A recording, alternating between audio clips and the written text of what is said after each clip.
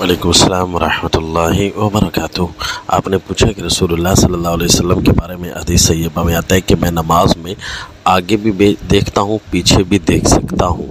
اس سے بعض فرقے جو ہے علم غیب نبی پر صلی اللہ علیہ وسلم پر استدلال پکڑتے ہیں کہ آپ صلی اللہ علیہ وسلم دیکھیں، عالم الغیب ہے، آگے بھی دیکھنا ثابت ہے اور پیچھے بھی رسول اللہ صلی اللہ علیہ وسلم دیکھتے ہیں۔ تو جی صحیح بات تو یہ ہے کہ جب حدیث پوری پڑھی جائے تو مسئلہ حل ہو جاتا ہے۔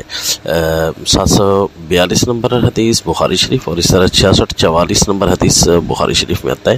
اس کو پورا نقل جہاں کیا جاتا ہے وہ یہ ہے کہ میں پیچھے دیکھتا ہوں، اذا ما رکعتم و اذا ما سجدتم، جب تم رکوع سجدے میں کرتے ہو تو اس لیے پیچھے ہلا جلا نہ کریں اور پیچھے صفوں کو سیدھا رکھیں، درست کریں۔ تو یہ بات تو واضح ہے کہ کوئی بھی جب رکوع سجدہ کرتا ہے، جب امام رکوع کرتا ہے تو پیچھے اگر کوئی بھی ڈسٹرب کر رہا ہو تو اس کی کنکھیوں سے توجہ چلی جاتی ہے کہ ہاں بھائی پیچھے کوئی ہل جل رہا ہے، آگے پیچھے ہو رہا ہے، صف ٹیڑھی ہو رہی ہے، تو نہ بھی دیکھنا چاہے تو توجہ ادھر چلی جاتی ہے، کچھ ڈسٹرب کرنا چاہے تو۔ اس لیے رسول اللہ صلی اللہ علیہ وسلم نے منع فرما دیا کہ نماز کو انتہائی پرسکون اور سیدھے انداز میں پڑھا کریں، کیونکہ تم میری اس وقت نگرانی میں ہوتے ہو۔ تو یہ ہر وقت کی بات نہیں، صحیح حدیث پاک میں آ رہا ہے کہ جب تم رکوع اور سجدے کی حالت میں ہوتے ہو تو رکوع سجدے میں تو یہ تو ہر امام دیکھ سکتا ہے اور ہر امام کی توجہ وہاں مبذول ہو سکتی ہے جب بھی کوئی پیچھے سے ڈسٹرب کرنے لگے۔ تو جی السلام۔